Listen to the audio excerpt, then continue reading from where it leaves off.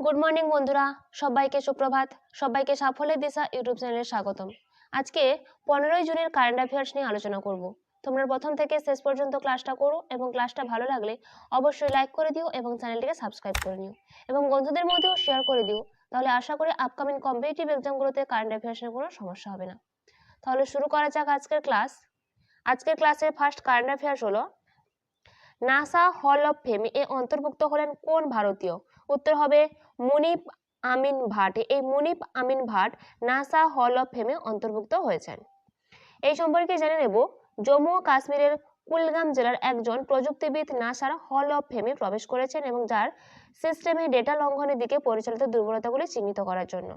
এছাড়া 2023 সালে মুনিপ আমিন ভাট অ্যাপল সিস্টেমে দুর্বলতা রিপোর্ট করেছিলেন, তার জন্য অ্যাপেলের হল অফ ফেমে জায়গা করে নিয়েছিল। এই মুনিপ আমিন ভাটকে তার অবদানের জন্য অ্যাপল কর্তৃক একটি পুরস্কারও ঘোষিত করা হয়। নেক্সট, সম্প্রতি এশিয়ান আর্ম রেসলিং চ্যাম্পিয়নশিপ 2024 কোথায় অনুষ্ঠিত হয়েছিল? উত্তর হবে তাশকান্দ, উজবেকিস্তানে।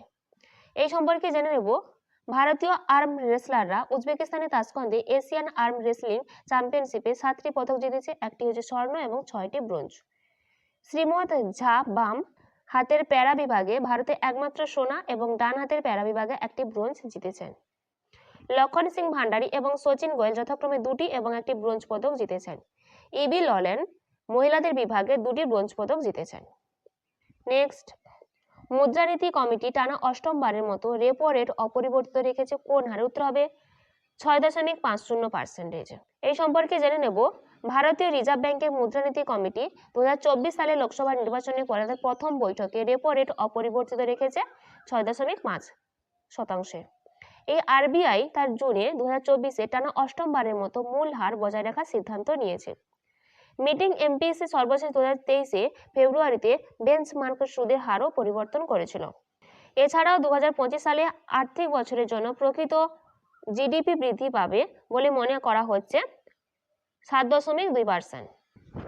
নেক্সট, 2024-এ প্যারিস অলিম্পিক গেমসের জন্য যোগ্যতা অর্জনকারী প্রথম ভারতীয় পুরুষকে? উত্তর হবে নিশান দেব। এই নিশান দেব 2024-এ প্যারিস অলিম্পিক গেমসের জন্য যোগ্যতা অর্জনকারী প্রথম ভারতীয় পুরুষ হয়েছেন। এই সম্পর্কে জেনে নেব, বিশ্ব চ্যাম্পিয়নশিপে ব্রোঞ্জ পদক প্রাপ্ত নিশান দেব 2024 সালে প্যারিস অলিম্পিক গেমসের জন্য যোগ্যতা অর্জনকারী প্রথম ভারতীয় পুরুষ হয়েছেন। 31 মে 2024-এ বিশ্ব বক্সিং বাছাই পর্বে পুরুষদের 71 কেজি বিভাগে কোয়ার্টার ফাইনালে সর্বসম্মত 5-0 ব্যবধানে মেলেন্দার ভার ভ্যাসেল সেবোটারিকে পরাজিত করে যোগ্যতা অর্জন করে।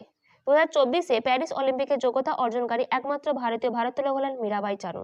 2024-এ প্যারিস অলিম্পিকে মশাল বহনকারী ছিলেন অভিনব বিন্দ্রা এবং 2024-এ প্যারিস অলিম্পিকে পতাকা বাহক ছিলেন শরৎ কমল। নেক্সট, কর্মচারী রাজ্য বীমা কর্পোরেশনে মহাপরিচালকের অতিরিক্ত দায়িত্ব কাকে দেওয়া হয়েছে? উত্তর হবে কমল কিশোর পুত্রকে। এই কমল কিশোর পুত্রকে কর্মচারী রাজ্য বীমা কর্পোরেশনে মহাপরিচালকের অতিরিক্ত দায়িত্ব দেওয়া হয়েছে। এই সম্পর্কে জেনে নেব, ঝাড়খণ্ড ক্যাডারে 1998 ব্যাচের সিনিয়র আইএএস অফিসার কমল কিশোর পুত্রকে এমপ্লয়িজ স্টেট ইন্স্যুরেন্স কর্পোরেশনে মহাপরিচালকের অতিরিক্ত দায়িত্ব দেওয়া হয়েছে। তিনি বর্তমানে শ্রম ও কর্মসংস্থান মন্ত্রণালয়ের অতিরিক্ত সচিব এবং মহাপরিচালক শ্রম কল্যাণ হিসেবে কর্মরত রয়েছেন।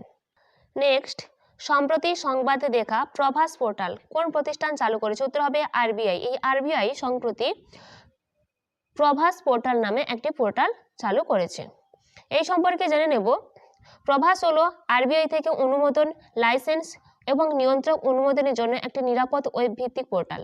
মূল বৈশিষ্ট্যগুলির মধ্যে রয়েছে অনলাইন আবেদনের জমা এবং স্ট্যাটাস ট্র্যাকিং। এখানে আমরা স্ট্র্যাটেজিক আকারে দেখে নেব, এই আরবিআই প্রতিষ্ঠিত হয়েছিল 1935 সালে 1 এপ্রিল এবং এর সদর দপ্তর রয়েছে মুম্বাই এবং এর জাতীয়করণ হয়েছিল 1949 সালে।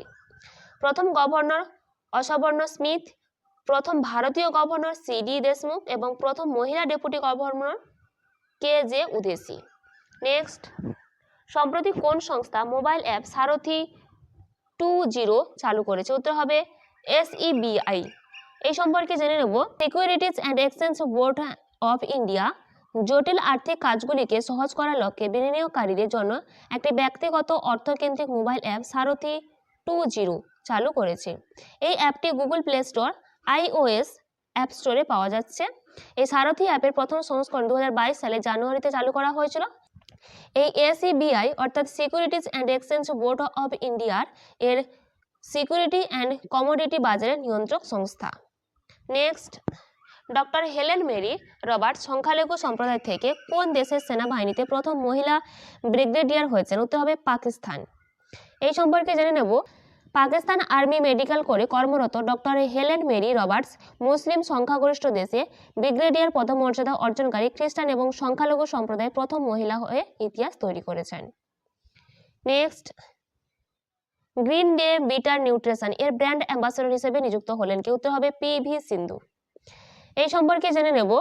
Collaboration aims to combat micronutrition definition in India through biofortified food enhancing both consumer health and farmer livelihoods. Next, কোন দেশের সরকার পিএইচডি স্টুডেন্টদের জন্য BIMREN ইনিশিয়েটিভ লঞ্চ করলো? উত্তর হবে ভারত। এই সম্পর্কে জেনে নেব। ভারত সরকার BIMREN অর্থাৎ ইন্ডিয়া মেরিন রিসার্চ নেটওয়ার্ক চালু করেছে এবং BIMSTEA দেশগুলি পিএইচডি শিক্ষার্থীদের ভারতের ডক্টরেট গবেষণা পরিচালনা করতে সক্ষম করার জন্য। এর সদস্যপদ রয়েছে বাংলাদেশ, ভুটান, ভারত, মিয়ানমার, নেপাল, শ্রীলঙ্কা, থাইল্যান্ড এবং এটি প্রতিষ্ঠা হয়েছিল 6 জুন 1997 সালে। এই ছিল আজকের দিনে গুরুত্বপূর্ণ কারেন্ট অ্যাফেয়ার্স। এই রকম গুরুত্বপূর্ণ কারেন্ট অ্যাফেয়ার্স পেতে অবশ্যই সাফল্যের দিশা ইউটিউব চ্যানেলটিকে সাবস্ক্রাইব করে নিও এবং বন্ধুদের মধ্যেও শেয়ার করে দিও।